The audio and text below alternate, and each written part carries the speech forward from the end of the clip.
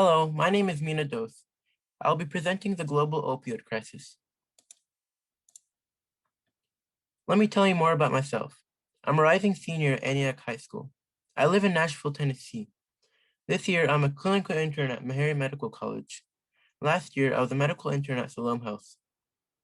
Some of my extracurricular activities include being a student ambassador, a student council marketing chair, a member of the Host of Future Health Professionals, a National Honor Society member, and I'm also a Sunday school teacher. In the future, I'm interested in pursuing a biomedical engineering career. So what are opioids? Opioids are a class of drugs found in opium poppy plants. They create a variety of effects, including pain relief. Opioids are used to relieve pain from injury, surgery, and short-term pain. They can be obtained as prescription medication or illegally obtained as heroin or fentanyl. The three types of commonly used opioids are prescription opioids, for example, OxyContin and Vicodin, and fentanyl and heroin.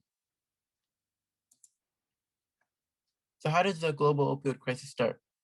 It started when Purdue Pharma first introduced opioids as OxyContin, a painkiller. OxyContin was marketed worldwide as an effective painkiller.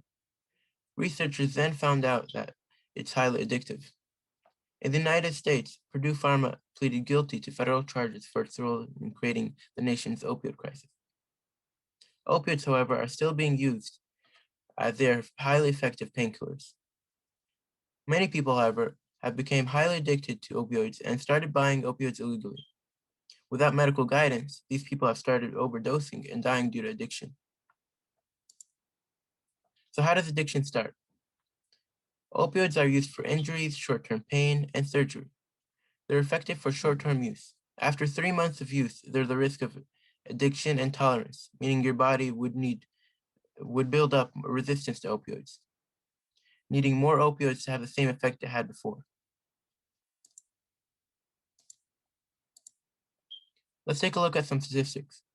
Worldwide, there are 53 million individuals who have used opioids. 19 million of these individuals have had or currently suffer from opioid use disorder.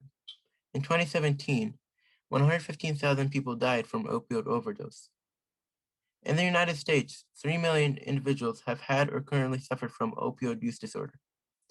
Around 25% of patients prescribed opioids for chronic pain misuse them. Around 10% of patients using opioids for chronic pain develop opioid use disorder. More than 130 people die daily from opioid-related overdoses in the United States.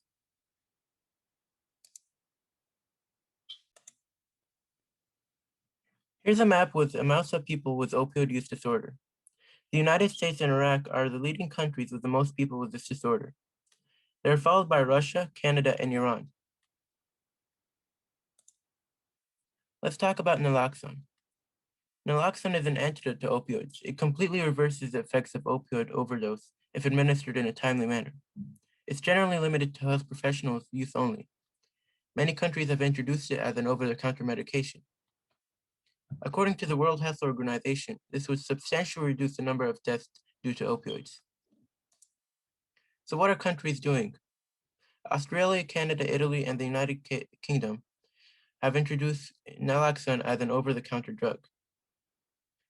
Only half of countries provide effective treatment options such as opioid substitution therapy for opioid dependence, but less than 10% worldwide in need of such treatment are receiving.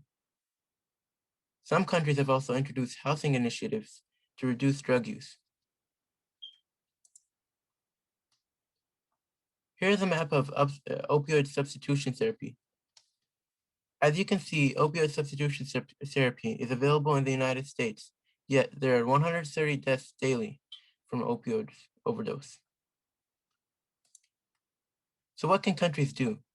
Countries can increase the availability of opioid dependence treatment, reduce irrational opioid prescribing, monitor opioid prescribing, limit inappropriate over-the-counter sale of opioids, increase naloxone availability and teach communities how to safely use it, increase awareness of the availability of opioid substitution therapy, provide pain management programs involving drugs other than opioids.